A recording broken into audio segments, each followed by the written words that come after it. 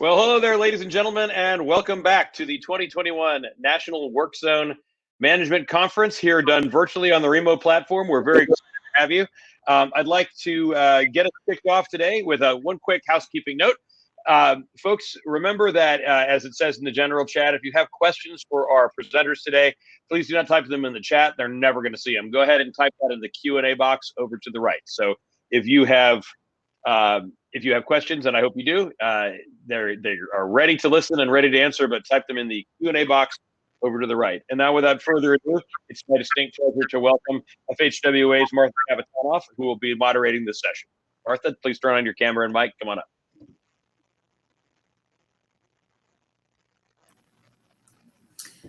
Good afternoon, good morning, everyone. Again, welcome back to day 3 of this.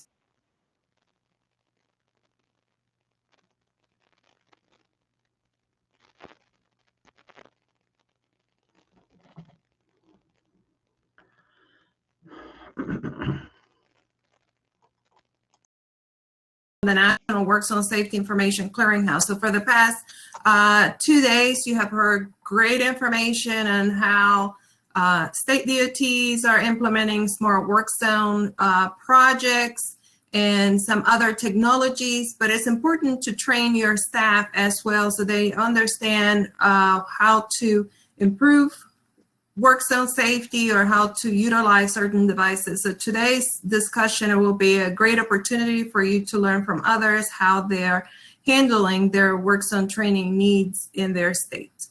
So today you'll hear from 3 speakers. David Rush is the Work Zone Safety Program Manager for VDOT, the Virginia Department of Transportation. David has 42 years of service with VDOT, the last 28 years overseeing VDOT's Work Zone Safety Program, including Virginia's version of Part 6 to the Manual Uniform Traffic Control Devices, Work Zone Traffic Control Training Program, the development of work zone policies and procedures, new products evaluation, and work zone tort liability claims. David is also involved with National Work Zone Awareness Week and many other projects at VDOT. You will also hear from Brian Crossley from Pennsylvania DOT. He's the manager of the Temporary Traffic Control Unit for PennDOT's Bureau of Maintenance and Operations, based out of PennDOT's central office in Harrisburg, Pennsylvania. Brian oversees the Work Zone Safety Program across the Commonwealth that includes 11 PennDOT engineering districts. Brian has been serving 2 years, and prior to that, he worked for nearly 18 years as a district work zone manager for one of PennDOT's engineering districts. Brian has nearly 24 years with the department. Then next, you will hear from Robinson Vasquez, who works in RTVA as a safety training and business development manager since 2012. He's an experienced trainer and business manager with responsibility for various safety training contracts and liaisons with the Hispanic community in the US and Latin America. Before joining RTVA, Robinson served as an attorney specializing in labor and construction law in his native Peru. Robinson graduated cum laude from the Pontifical Catholic University of Peru, where he earned his law degree in 1993.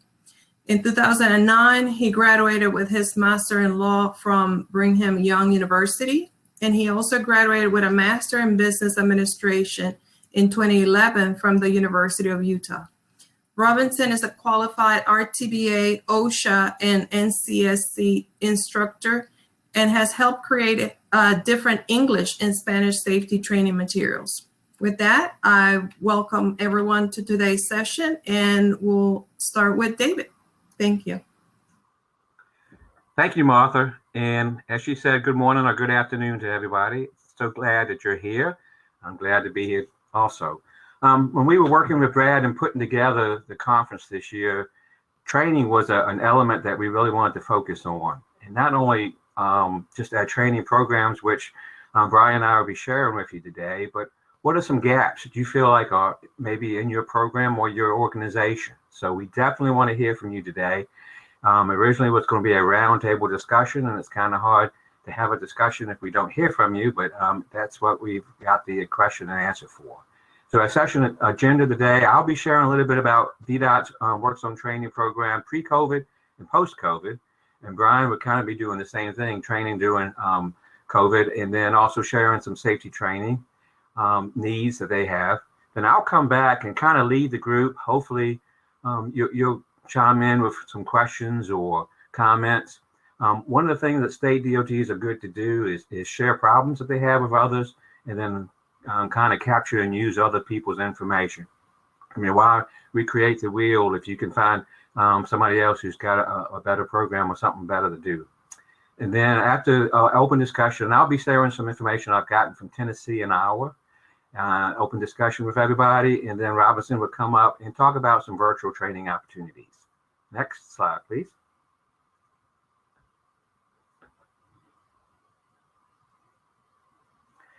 All right, instead of posting your comments on the chat, as we realize you can't do that. So it's a question and answer. It's really where we want to hear from you. So as we are talking about some of the areas in our states that we feel training is needed, there are some gaps, go ahead and chime in too. Like I said, we like to capture other people's ideas and or share things that are going on. All right, looking at VDOT by the numbers. We're actually the third largest state maintained roadway system. We have over 58,000 miles. Texas is first, as we all know, but North Carolina is the second largest, and then we're right behind them. We maintain all the lane miles in our counties except for 2 counties in the Commonwealth. We do have over 21,000 bridges and structures that we take care of. We're capped at 7,500 employees. Like Martha said, I've been here 42 years. I can remember when we had almost 12,000 employees working for VDOT. But through some legislative action, we've got a cap now. So we have outsourced a lot of our project design, construction inspection, and maintenance of our interstates. But that just goes to show the need for training goes even outside of our organization. We have a $2.7 billion construction projects going on now, which really doesn't include the $3.8 billion project we have down in Hampton Roads where they're building a third crossing. We have a budget of $6.4 billion. We have 6.2 million licensed drivers in the Commonwealth of Virginia and 8.4 million vehicles. I think it's kind of funny, we have more vehicles than we do drivers. And that's resulted in 88 billion miles traveled almost annually on our roadways. Next slide. We've been doing training at VDOT for as long as I can remember. We used to go around the state and join with our Virginia road builders, and we do 5 or 6 training courses with VDOT personnel and contractor personnel mixed in a room. We kind of covered the basics, had projects exercises they would do, but one of the things I thought was interesting is we had a mock trial in our training to get across the point how important documentation is in work zones, and also to share with them how just the minor little things can be blown out of proportion if it ever goes to court if you don't have good documentation. But then when 23.6 CFR 630 subpart J came out, it had even more requirements. Next slide.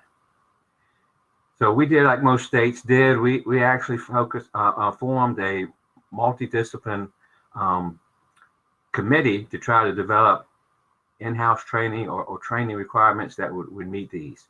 So what we did as a committee is we kind of broke a roadway down into segments. First off, you've got to either build or design. You got to design the roadway or the contract. Then you advertise it goes out to bid. You build the roadway or bridge, and then you do the ribbon cutting, and then you have operations and maintenance on the facility you just opened. So we saw that and we broke it down. So we said we need to have a training course for those who develop and design temporary traffic control. We need to have a course for those who takes and implement those contracts and does the inspection and the enforcement of the temporary traffic control. And then once it's all said and done, those who are operating it may be going out there and making minor repairs and things like that. So we created 3 training courses to meet this need: a basic 1-day course, a 2-day intermediate course for supervisors and inspectors and work zone safety personnel, and then a 2-day course for designers of temporary traffic control. And after a course of a few years, we realized that we were missing one of our important players in this. you've been out on jobs before and you've seen law enforcement sitting probably in a place they shouldn't be, either in the buffer space or behind a TMA where they'd get hit before the TMA and things like that. So we actually created also an online training course for law enforcement personnel to let them know where they should be in a work zone, what their responsibilities and tasks are, and then how they can give us better data and work zone information when they fill out the crash reports. So we came out for policy, and before we came out there, we looked at what other states were doing, and I have to tip my hat off. We really copied the Florida DOT. They had a nice training program going on, so we developed a policy based on that. Next, please. Knowing that you get a copy of these slides, I've gone ahead and referenced some of their materials here. But just briefly talk about our requirements. We do require at least one basic trained person on each work crew that's installed in temporary traffic control, with the understanding that if a contractor has a crew of 12 people, maybe they'll get more than one trainee, because their requirements are if a basic trained person isn't on the job site, you can't do the work. So we expected them to get more folks trained. We do also require at least one intermediate trained person for each project, from the contractor side of the house and from VDOT. So again, at least the contractor has to have one person. A lot of times I have more than one. But we went ahead and trained all of our construction inspectors. And then for advance, we require at least one trained person to be on each design team of a project. And we ask for all that information up front if it's consultants doing the work. Working with the Virginia Road Builders, they shared with us, they have a lot of very seasoned safety directors on these larger companies and even the smaller companies, and they want to be able to have a role in our training program, and we thought that was fair to do. So we came up with some requirements for instructors to be able to do our training. So to be a basic instructor, they need to complete the 2-day intermediate course for passing grade, have 2 years of practical field experience, 2 years of experience in conducting training, and be FLAGA certified. And that 2 years of conducted training is not necessarily work zone safety training. It could be toolbox safety meetings. It could be first aid. It could be a Sunday school teacher, Boy Scout leader, or something like that. What we were looking for is people that would be comfortable standing up in front of a group of people and giving some training and presentations.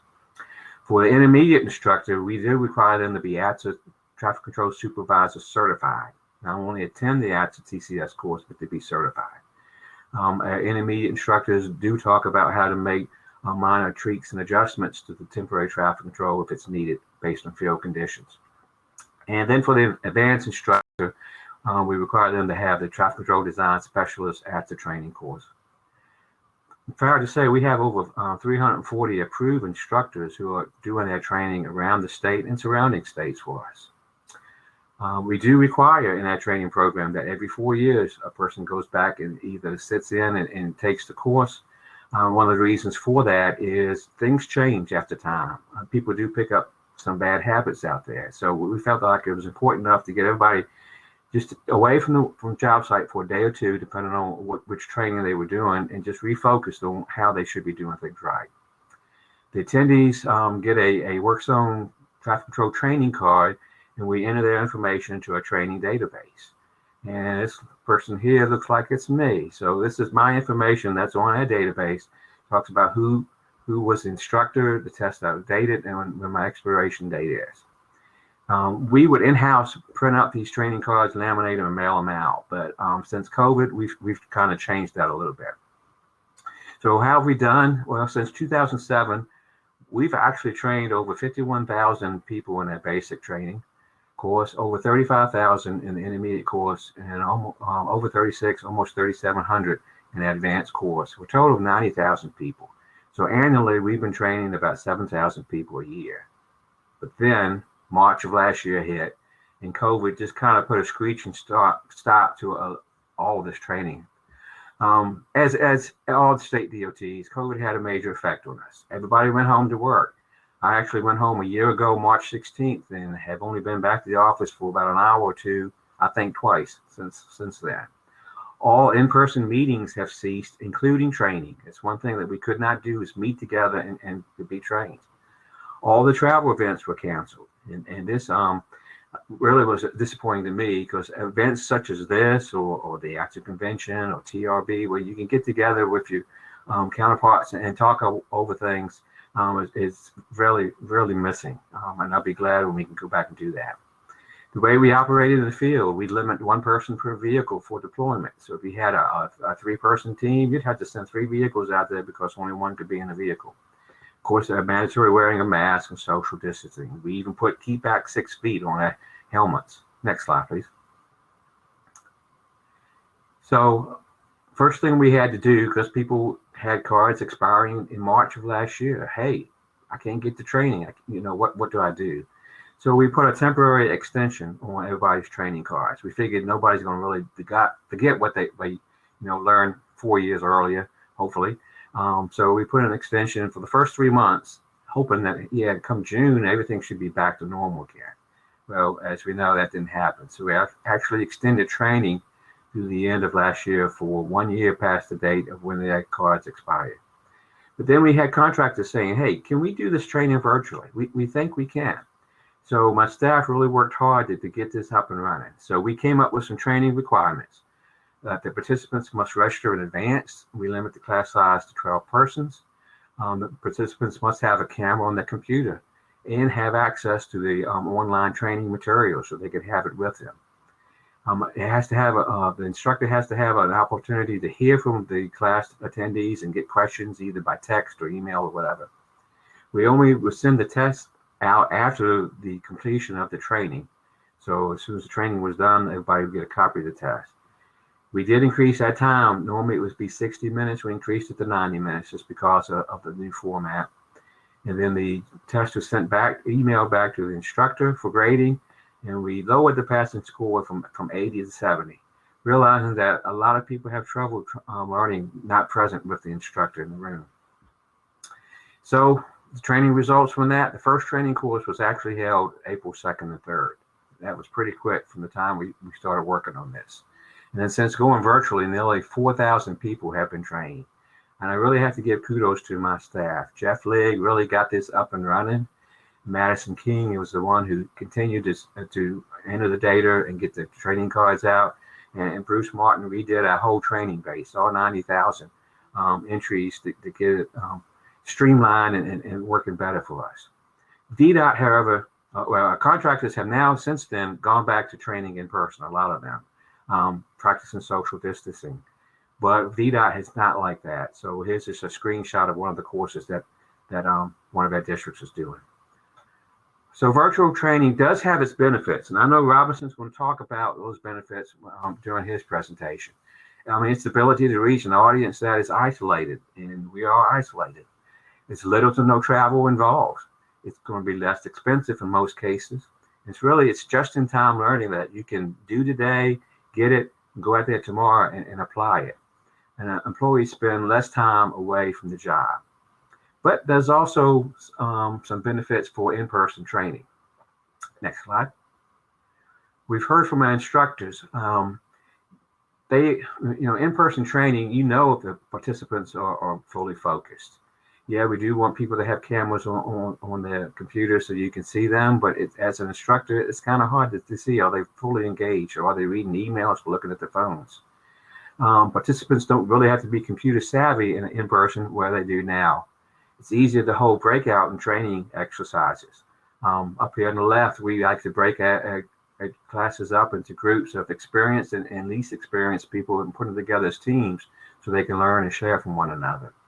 You can also, we have network issues. I know we've all experienced that with Teams and Google Meets and things like that over the last 12 months. It's easier to have sidebar questions and discussions, and then student interaction with participants is a lot greater in person, we feel like. But these are challenges that we will overcome. Here's just a copy of our website that has this information on it. So we will have to tweak it to try to come up with a better way of doing a virtual training and covering the needs. Next slide, please. I did ask some of our folks responsible for training within VDOT, and Chad Baker is overseeing our VDOT workforce development. And he's really thinking that a self-paced self-paced training is something that we really need to consider real hard in the future. Not everybody can get away for a day or two. So he's kind of suggesting maybe having segments where you take 2 hours here, 2 hours there, to get the training that's needed. Marshall Johnson is Assistant Director for Safety, Security, and Emergency Management. She says, I believe going forward, most training will be self-paced with components of virtual and hands-on. So these are challenges that we're facing. And the next 2 slides I have are just some of the things that we've gotten from our field employees where they feel gaps. First one is improving TMA operations, both for VDOT operators and contractors. We are a TMA state. We've required them since as long as I can remember. And we get a lot of them hit. Right now, we're getting about 1 TMA hit every week. But we feel like it's 1 or 2 lives saved every time one gets struck. But we actually have a research project with DTTI where they're looking to help us make our TMAs more visible and try to improve safety of our devices. Determining and deploying smart work zone technologies. That's again for VDOT personnel and contractors. As you heard Bastian say yesterday, we'll have them coming in April to talk to our designers, our traffic engineers, and go through the new 2.0 work zone tool that they've developed. I think a lot of states have this next problem, designing temporary traffic control zones for pedestrian accessibility and bicyclists, again for VDOT designers and consultants doing our design.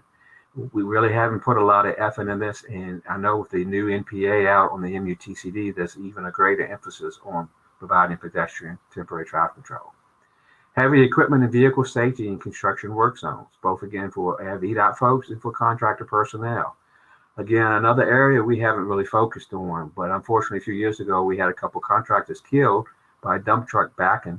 When the flagger fell down, the supervisor went down to try to help her up, and they both got struck by a dump truck. So this is definitely an area that we see future training needs.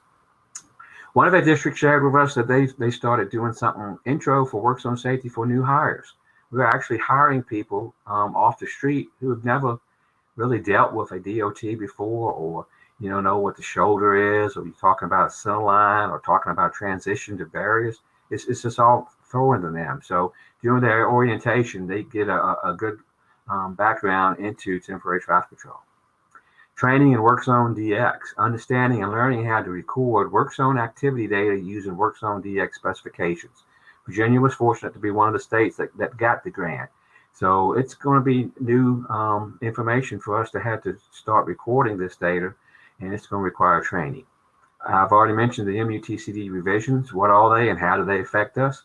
And then once we do change training programs, or once the new MUTCD comes out, we'll have to revise our current training information. Next slide, please. So this is just some shortcomings that I got. I thank you, and I think we're going to turn it back to Martha for her to introduce Brian, because Brian's up next. Thank you.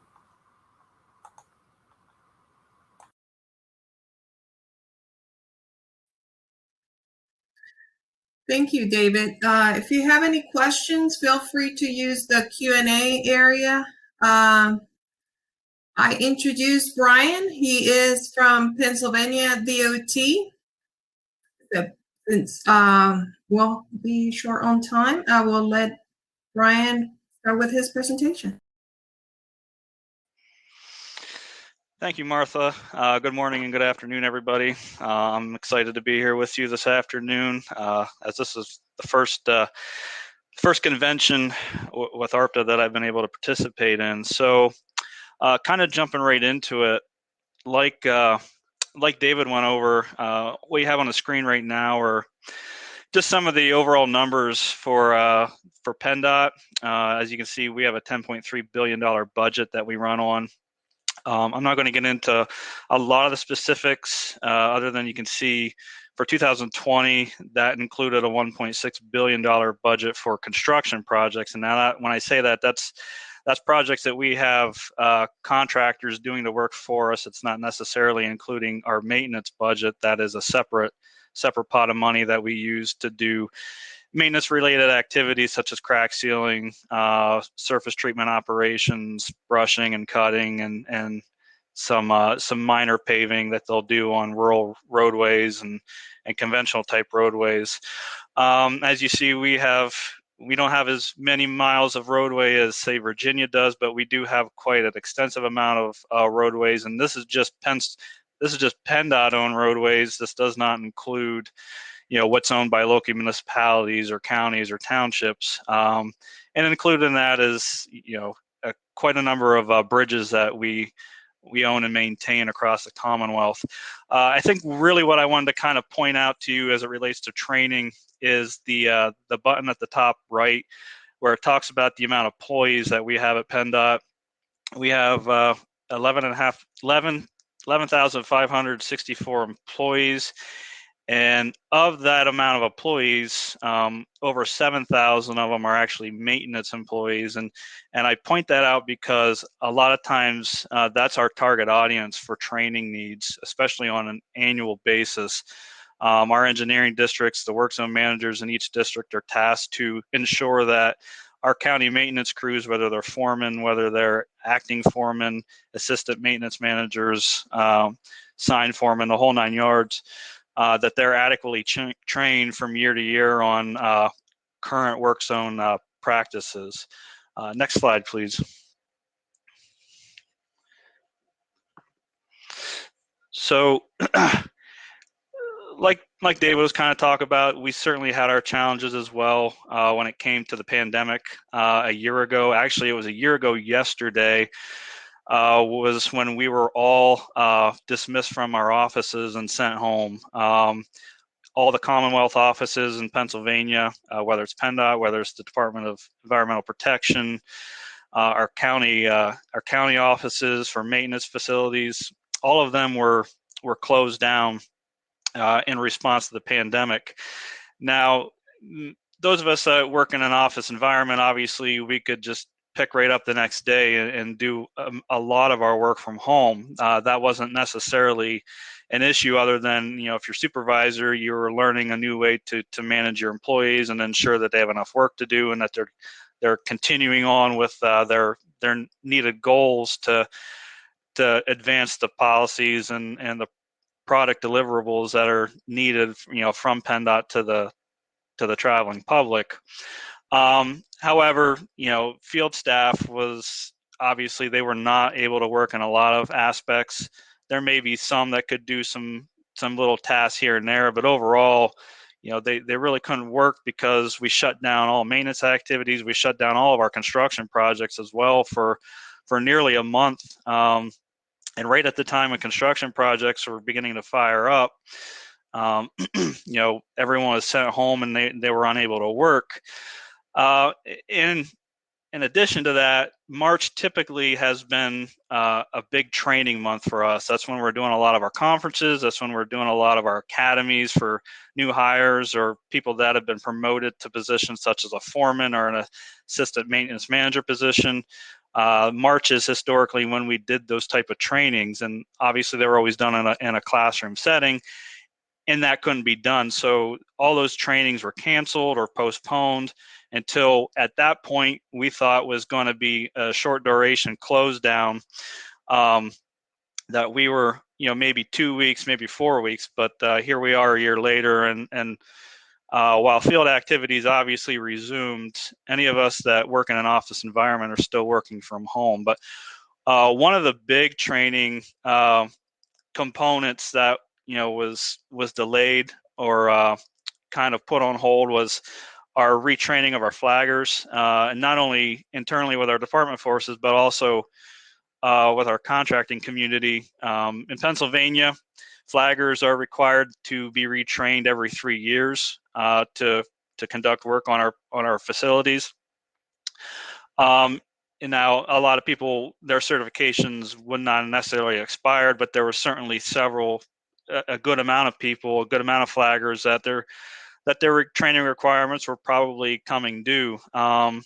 So understanding that people couldn't be brought into a classroom, and this mainly impacted our business partners because the flagger training program that we have for PennDOT itself, for PennDOT employees, is virtual.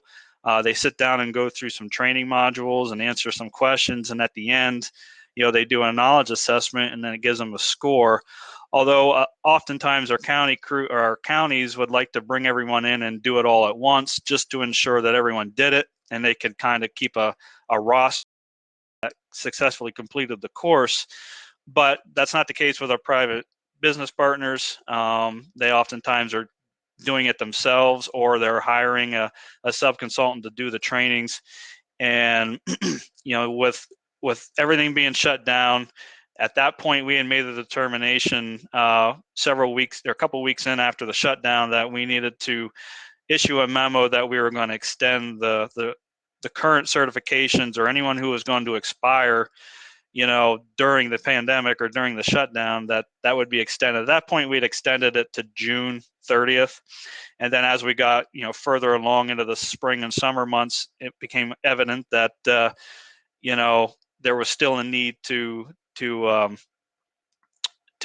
extend this, extend the certification that may have expired. So we extended it to the end of the calendar year.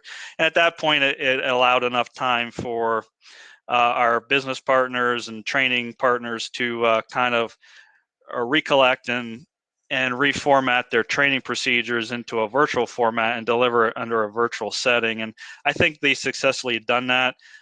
We did not renew the extension after the first of the year. And at this point, we're not hearing any requests or complaints. So, based on that alone, we believe that everything should be back to normal as normal can get during the current situation.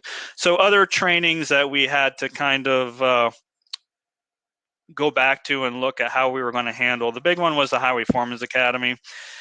Historically, on a work zone perspective, my staff would be put into a room with anywhere from 50 to 75 newly appointed highway foremen over a course of 2 days to go through our work zone publications and all of our work zone policies in the Commonwealth, and really take a good detailed look at what's required of them when they're doing their work zones for maintenance operations, and what they need to know and the decisions that need to be made with them. So our training and development staff took the Highway Foreman's Academy and made it virtual, like a lot of other people have done with their programs. The unfortunate thing is my staff was reduced from 2 days to 3 hours, where they were supposed to give the instruction on our work zone publications and common issues they may come out into the field and those types of scenarios. And it really kind of put ourselves in a box, unfortunately. However, in response to that, because this incorporates the entire the Commonwealth, it incorporates all 67 counties. It was identified that there may only be 2 or 3 individuals per county that's attending the session or this academy.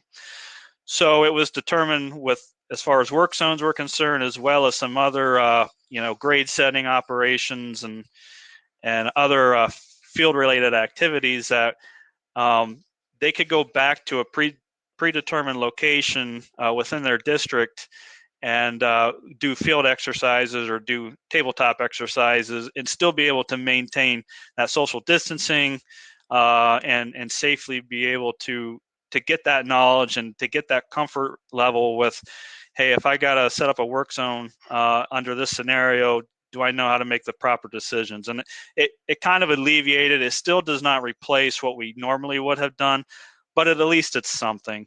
Another aspect, much like Virginia's approach to work zone training or temporary traffic control training, we're in the midst of developing our own temporary traffic control safety program. I'll get into a little bit more detail here shortly, but I want to move to the next slide to kind of go over another important training element that we had to switch from a classroom setting to a virtual format, and that's the training of our FreeVal PA initiative. If you sat in yesterday's Smart Work Zone session with Neil Boudreau, he talked about FreeVal and how they've used it in Massachusetts. We also are beginning to deploy FreeVal for our delay analysis program for work zones in Pennsylvania. And the intent of this program is to replace an existing delay analysis workbook that we have, because it has proven to be a more powerful and efficient tool. So a year ago, the tool essentially had been developed, through Bastian at Kittleson and his team, and we were all set up to have in-person trainings to train our design staff, our traffic unit staff, and some of our consultant staff on how to use this tool to do work zone modeling moving forward.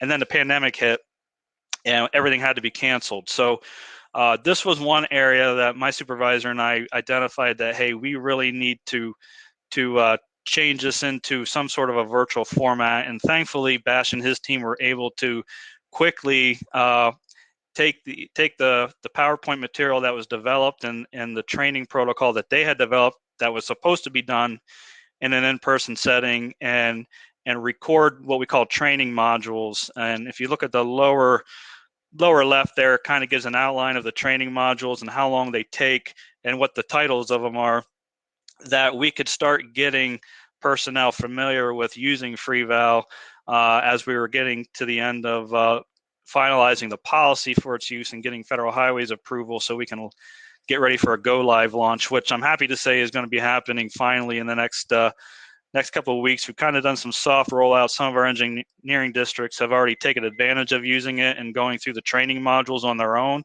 we're very pleased about that. But on an official level, FreeVal will be deployed here in the next coming weeks and months with go live of no later than July 1st. So we're very excited about that. Next slide, please. So the temporary traffic control safety training program, again, like Virginia's approach, is our goal is to have everyone who is either designing and planning, installing, removing, or inspecting and overseeing the deployments of a work zone adequately trained to make those decisions and to ensure that the work zones that are being designed and deployed are as safe as possible. Next slide, please. So we have three categories. The first level is what we call our field personnel, or our introductory to temporary traffic control safety training. And this essentially is geared towards, your first level employees in the field, the people that are actually setting the cones out, installing the signs along the shoulders, placing the shadow vehicles in place and those sorts of things. And giving them the basic knowledge of what a work zone consists of and how to ensure that a work zone is safe, and situational awareness for them while they're in the work zone working. The next level would be for your oversight and deployment.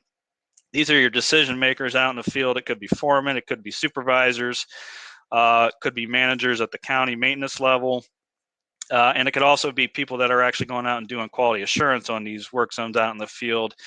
And then the third level is for the design and traffic engineering components, how to design a work zone, what to consider when designing a work zone, and those type of decision makers and what's required of them and how to make those decisions better.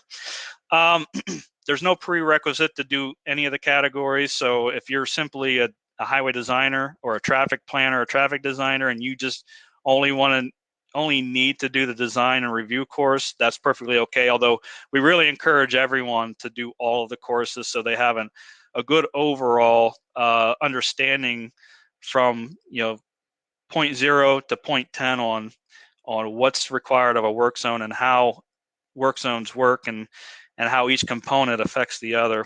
I'm happy to say the level 1 course was actually completed shortly after we got shut down because of the pandemic. We were able to work on that one. And you'll see a link that's in this slide below that takes an individual to the training calendar that they can go in and take this course. But I'll get a little bit more detailed on that here shortly. But we're going to go to move to the next slide real quick, just to give you some overall understanding of what this training program and how it works. If it's a web-based training, which the first level is completely web-based, we did do a couple of pilot courses in the fall prior to the shutdown that that just to kind of run the course material through the audience, and the audience we had a kind of a broad audience in there from maintenance crews to traffic personnel to design personnel to construction personnel, just to kind of get their feedback on how they felt the course was, what tweaks needed to be made. And it could still be offered in person, although the way we have it set up, it's really not necessary, and you'll see why shortly. So that would always be free to people wishing to attend that training or participate in that training. Obviously, if we have training courses with the level 2 course and level 3 courses that are in person, there could be potential cost to the attendees if they're not department personnel, business partners and those type of people or outsiders. There may be a cost incurred if they wish to attend an in-person. So in light of that, and since we are still living in a COVID-19 world, the level 2 and level 3 courses are currently under development. I expect to see a 60% submission on the level 2 course here in the next 2 months. And this is one of the challenges we have with it is that we're trying to do it in a virtual setting, but also trying to make it set up that it can be offered in person in the event that we do open things back up for in-person instruction, which I expect we will at some point. The challenge with that is the exercises that are involved with both these level courses. Each course has at certain points amongst the day of the training deliverable is that there's hands-on exercises that we wanted to do with the class. So trying to figure out how we're going to handle that in a virtual setting. Our team is looking at that. Our consultant is looking at that. And certainly if anybody has anything that he can offer up, we would definitely appreciate any feedback. Next slide. These next couple of slides we'll go through real quickly. So this is the level 1 course. These are the training modules that are outlined as part of that course.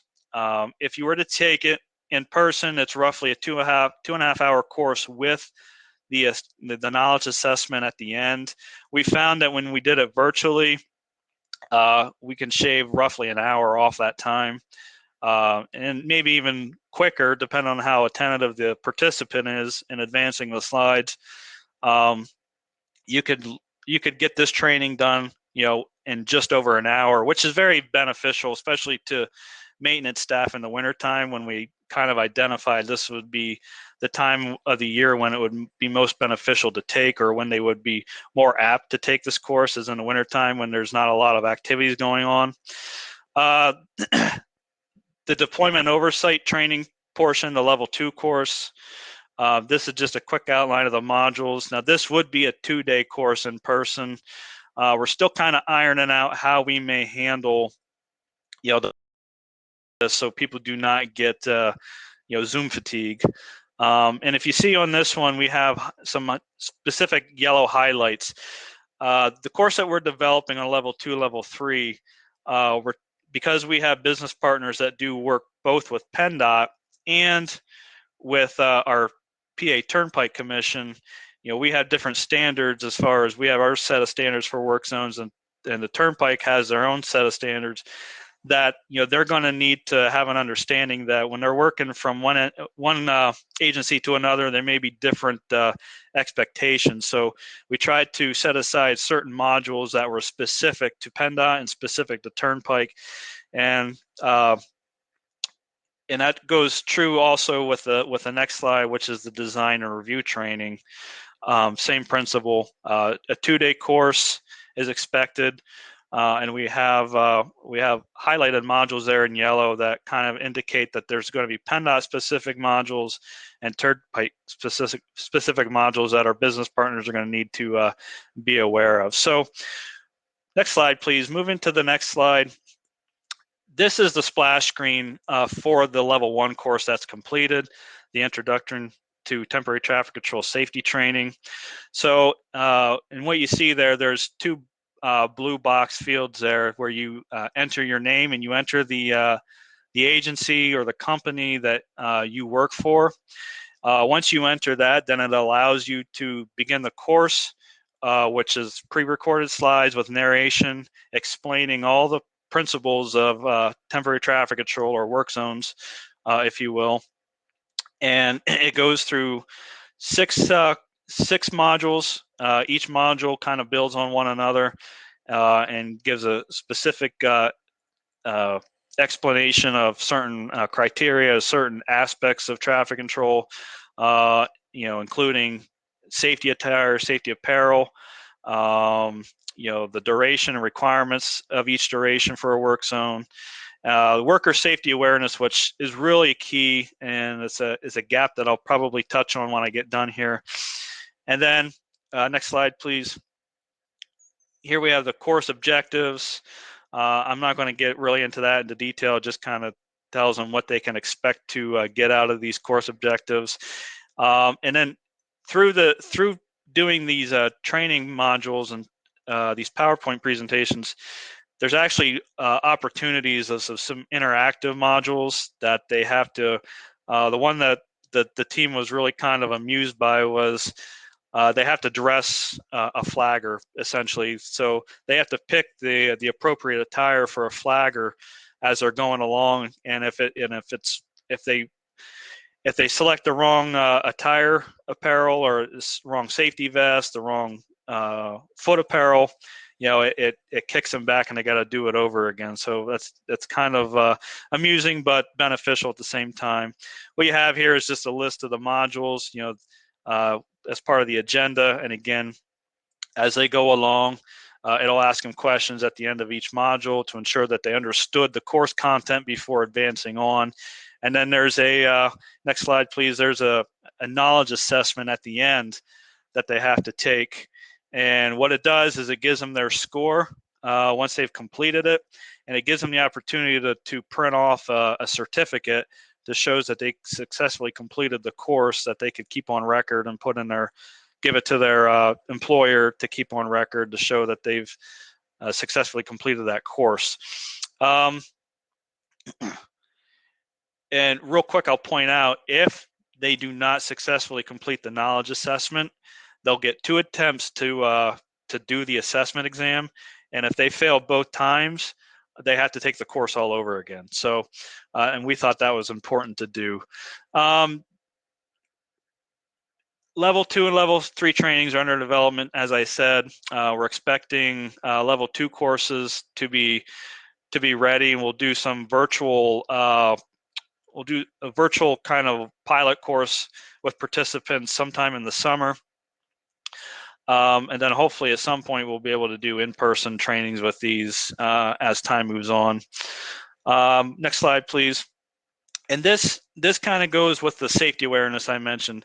Earlier, or 2020, we had several incidents across the Commonwealth where we had some workers that were run over by their own equipment. And as we saw the uptick in trend, we reached out to our business partners and our lobbying groups to say, hey, we need to kind of take some time to go over, line of fire incidences in the work zone and how to combat that. So we sponsored a one-day thing in October where we encourage all our business partners to halt work for anywhere from 30 minutes to 2 hours, just to talk about line of fire incidences and how to battle that complacency and to prevent that. I think moving forward, I think it's important that we develop some kind of training that's specific to this and get it out to the masses to kind of help prevent that in the future. Next slide, please. This is the last one I'm going to go over. And this just really kind of sums up what we've seen with virtual training. Our training and development people recently started asking participants in all of our PennDOT trainings that, what they thought of the deployment of trainings. Do they prefer in-person? Do they prefer virtual? Or does it not really matter? And of those 3 selections, they were almost identical, 1/3, 1/3, 1/3, which was kind of intriguing, but by the same token tells us that, well, 2/3 of the population are okay with virtual training. So I believe, with that being said, there will be virtual components to training, I think, from here on out. So I appreciate everyone's time, and I'm going to hand it back over to Martha to give to the next presenter. Thank you. So you heard from two DOTs, and now we will have Robin Vasquez representing RTVA. Thank you. Thank you, Martha. Yes, thank you, David and Brian. I am going to build and add something else that you mentioned here. What are our opportunities for virtual training? As we have some time constraint, can we jump to the next slide, please? So the idea, the opportunities is this, you know, I started doing virtual training and I found that I can reach more professionals, more engineers, project managers, supervisors, decision makers. I have been providing this virtual training since April, May last year, and discovered this interesting fact. You know, I usually provide face-to-face training to regular workers, operators, workers on foot, laborers, but doing online training or virtual training, especially, it's an opportunity to reach these decision makers. I usually have my regular classes in which my students just tell me, hey, we would love to have our supervisor or foreman to be in the class, or somebody in the offices to be in the class to get all this safety information. How can we be safer in this environment? And this is the big opportunity, you know, we can reach more people. And of course, engagement. You have the engagement, for example, sharing this information. As you know, I'm an attorney. I love cases, discussing cases with my students and sharing with them this information, engaging people and discussion. How can we improve this? For example, in this case, a temporary traffic control plan. Next one, please. So, yeah, we were talking about the constraints and opportunities. You know, big opportunities. We are saving a lot of money. We are saving a lot of money in both sides. The students don't need to go. They are saving time. We are saving travel expenses, and the students are saving travel expenses too. A big difference is the motivation. How can we engage them to work with us? And you know, maybe we need the face-to-face training for regular workers, and we need to help them to be more motivated. We need to provide a lot of activities, a lot of engaging opportunities, discussion. We can do it virtually with our students too. It's not the same to be face-to-face. Next one, please. We have some challenges. So some challenges, how can we get the students, for example? We work very much with a lot of DOTs, LTAPs, TTAPs, helping us to get the students in the classroom virtually. The problem is how can we verify that the students are engaged?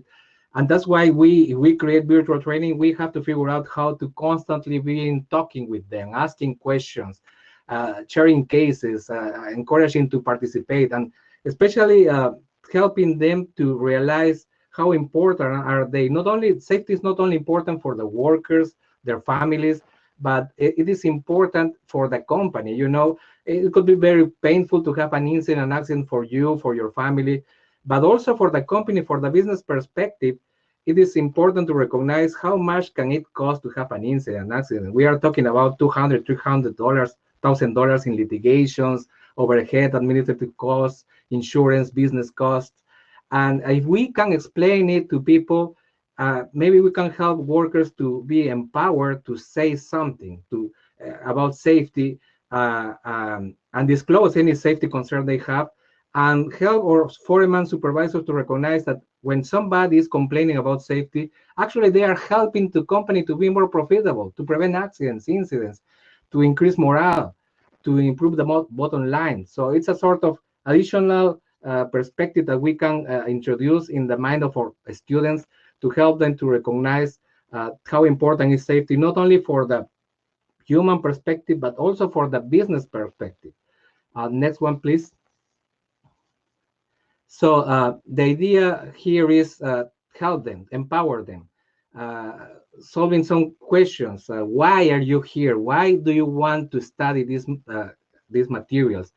And what is in it for you? What are you going to gain from this training? So if I am going to train professionals, I prefer to say, hey, actually, if you invest in preventing incidents, you're helping your company to be more profitable, improve morale.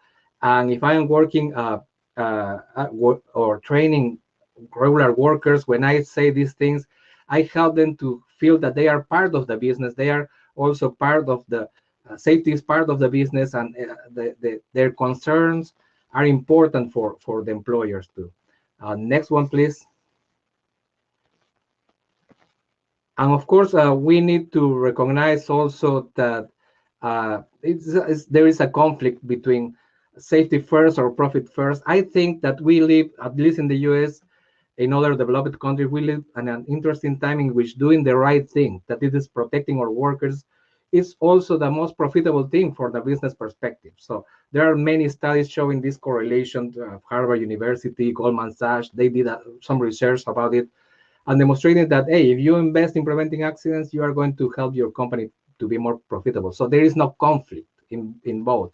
If we help our students to realize this situation, especially our employers, to recognize that they can be more profitable if they invest in preventing accidents, that could be a win-win for everybody. Next one, please. Yeah. For our employers in general, owners of companies, an ounce of prevention is worth a pound of cure. Next one, please. Share with them the vision. Sometimes we can say, yes, this is just a class. Actually, when you participate in a class and you are helping people to be safe, you are building more than a class. It's an experience that you are taking here. You are going to help your family. You are going to help your community. If you are safe, if you are take it from the business perspective, you are helping your company to be more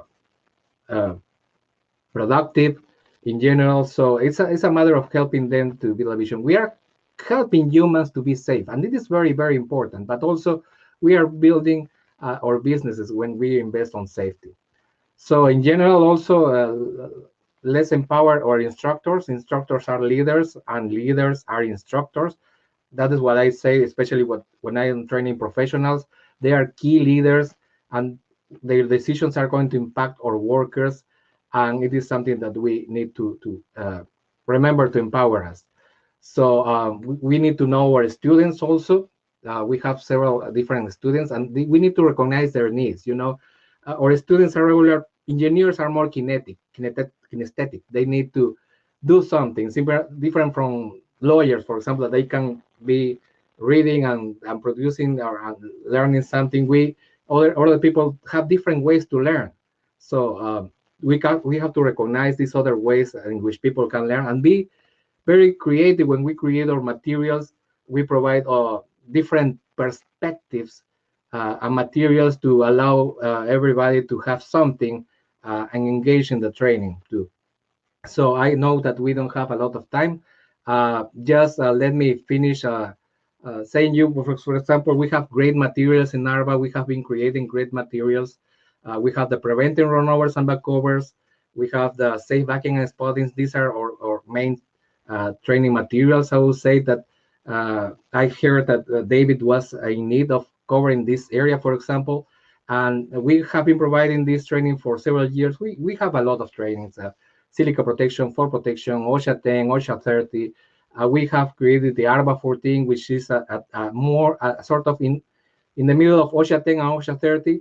It's an OSHA 10 with steroids, or ARBA 14. So we focus very much on the roadway construction safety industry and provide additional tools to help our leaders in the roadway construction to focus very much on the safety perspective on the roadway construction industry. It was specific additional requirements. So here you can contact me at any time if you want to schedule some trainings. We can talk about it. We are now offering for free or excavation and trenching safety.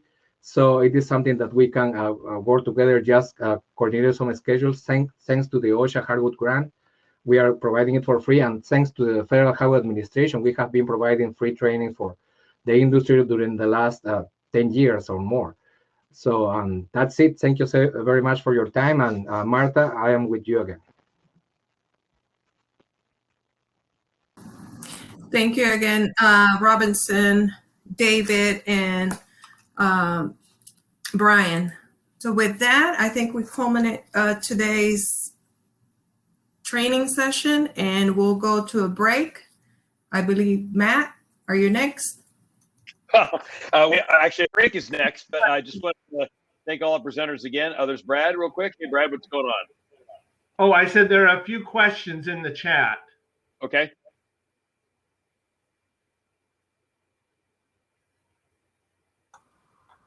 Yeah, so you want me to go ahead and answer those? I can do it real quickly. I'll start with the second one. Do utility companies have work zone safety training requirements? If so, do the DOTs make their training available to them? Yes, we do require it, and yes, they can get access to it. A lot of our utility companies have training directors who are approved instructors for us. Brian? Yeah, I mean, with our safety training program that we're developing that's similar to Virginia DOTS, the end goal will be a requirement for anyone doing work on state-owned highways that they are that they've done that course. So yes. All right, and second one's kind of asking, how about LTAP? Building on the first question, to make it available to them. Yes, LTAP is very involved. They almost, I think, conduct a training course every month, and they just choose from a list of approved instructors. Same here. LTAP actually just did one today using the PowerPoint materials that we developed for our staff. They use that today. All right, do you offer any training modules geared towards staff that inspect work zones annually? To me, that would be our intermediate training course. It covers all the traffic control devices and how to use them. Mm-hmm. Yeah, and our second level course will cover that for inspection staff. All right, suggestions to increase broader work zone safety awareness. Reach out to the producers of CBS show Tough as Nails to have a work zone setup task. This can allow a many to learn what is right and what it matters. So Brian, I'll let you work on that. But, we'll work offering that. Then do either Virginia or Pennsylvania allow self-paced retraining for flaggers? At this point, we do not. We do. We just provide the outline in our spec of what needs to be in a flagger training course. We don't care how it's administered as long as they meet those requirements, which would include an examination and proof that they completed it successfully.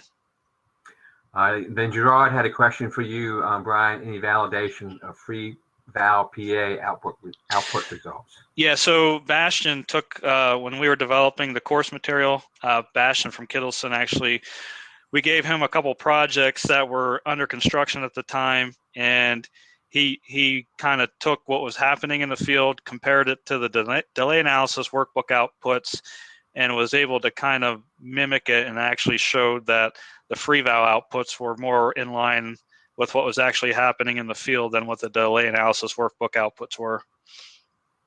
All right, that's all the questions. We appreciate you guys. Sorry we took over some of your break time, but just contact Brian or I if you like. Oh, that was great. Thank you, gentlemen, very much. We appreciate it. And so we're going to take a 10-minute break now, and we'll come back in just 10 minutes at 2:15 for pedestrian accommodations in work zones. See you then.